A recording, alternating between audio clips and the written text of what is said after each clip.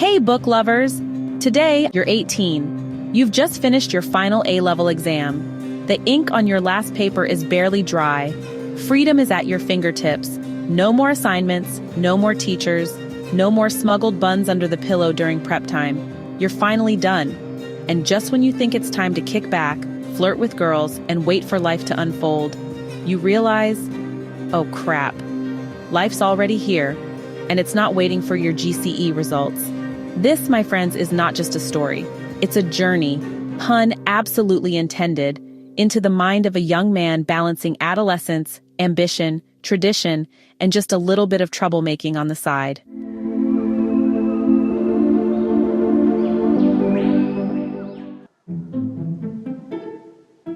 Meet Amoah, a fresh-faced Ghanaian teen standing at that awkward and thrilling edge between childhood and adulthood.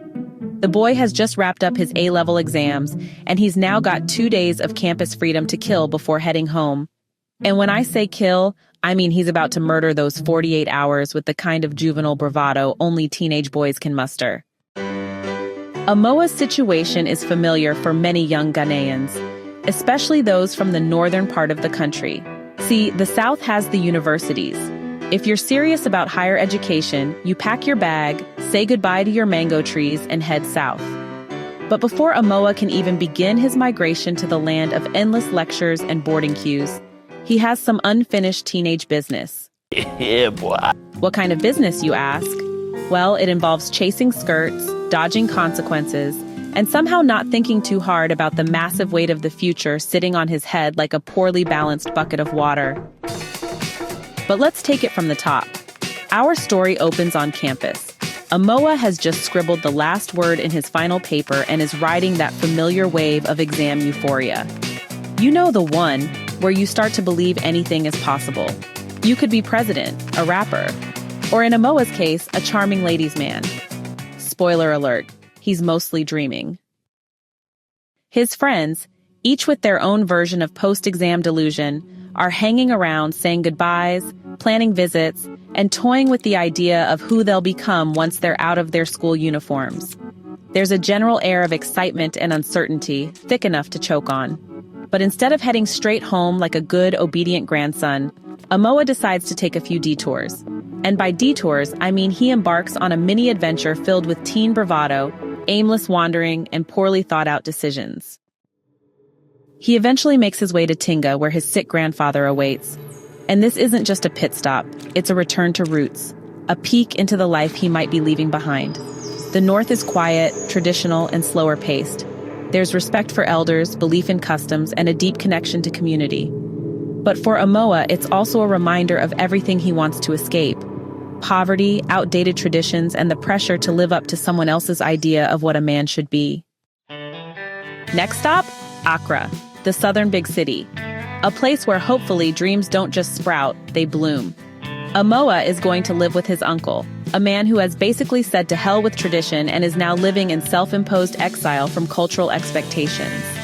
The uncle represents a break from the past, a glimpse into what freedom from obligation might look like.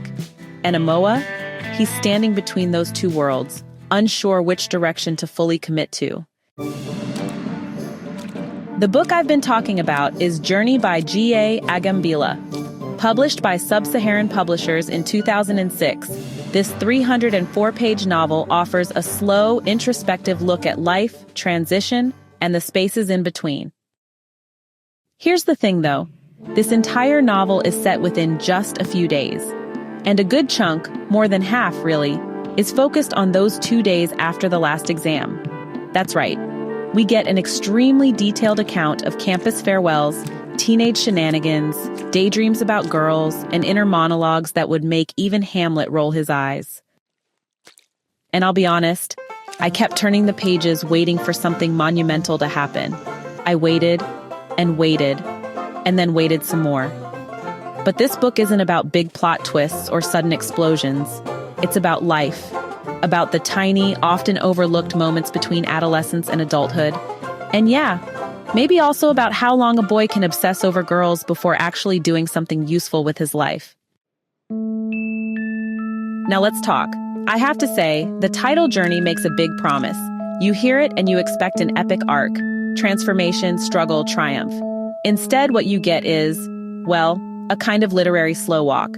Like Amoah forgot his shoes and has to tiptoe through each decision. That's not necessarily a bad thing, but let's be honest.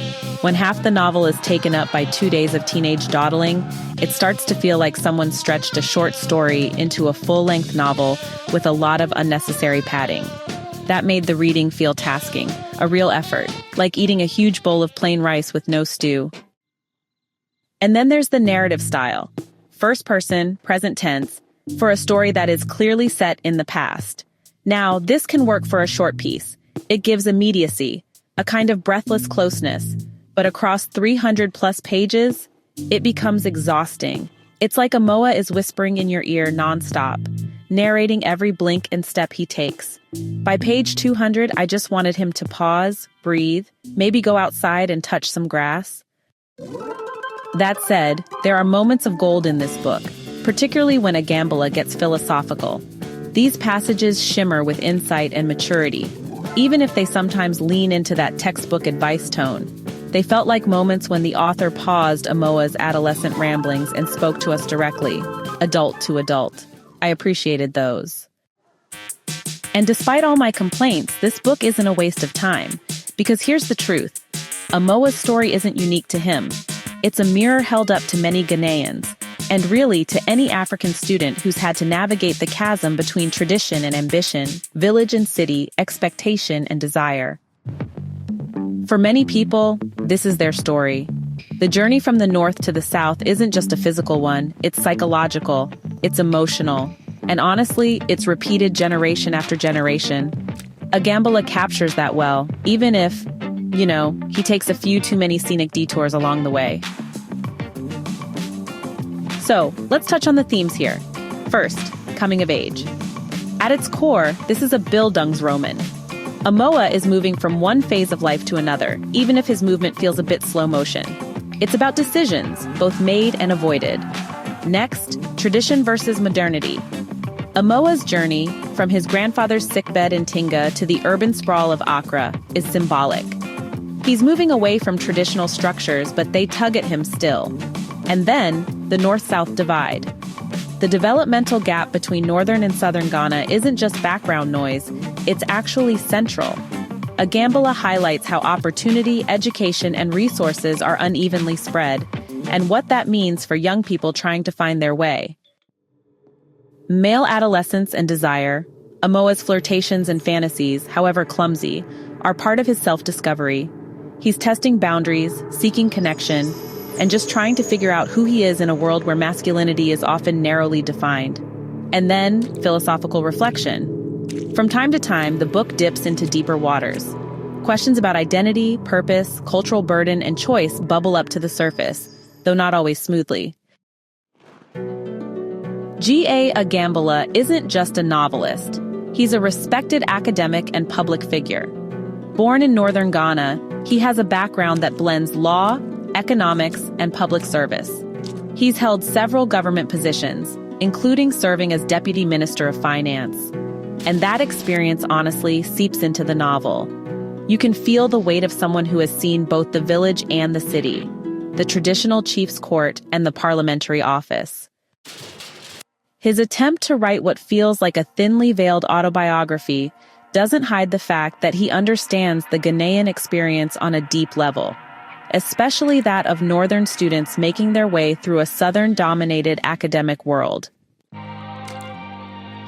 So, should you read Journey? That depends. If you're looking for a fast-paced, plot-heavy, twist-every-chapter kind of book, this is not it. But if you want to sink into a reflective, character-driven exploration of youth and identity, this might just work for you. Especially if you're Ghanaian or just curious about the inner workings of Ghanaian society, you'll find value here. It's not perfect, but life and journeys rarely are. If you've read this book, I'd love to hear your thoughts in the comments. Did it move too slow for you too? Or did you find beauty in the quiet details? Don't forget to like, subscribe, and share with your fellow bookworms. Until next time, keep reading, keep questioning, and enjoy the journey. Hey, thanks so much for hanging out with me today. If you're interested in diving deeper into this book, I've left some links down in the description. You can use it to grab yourself a copy and keep the adventure going. And if you're in the mood for more great reads, don't go just yet. Click on one of the videos popping up right now that I think you'll love. And don't forget to give this review a like, leave a comment, or even subscribe if you'd like to see more.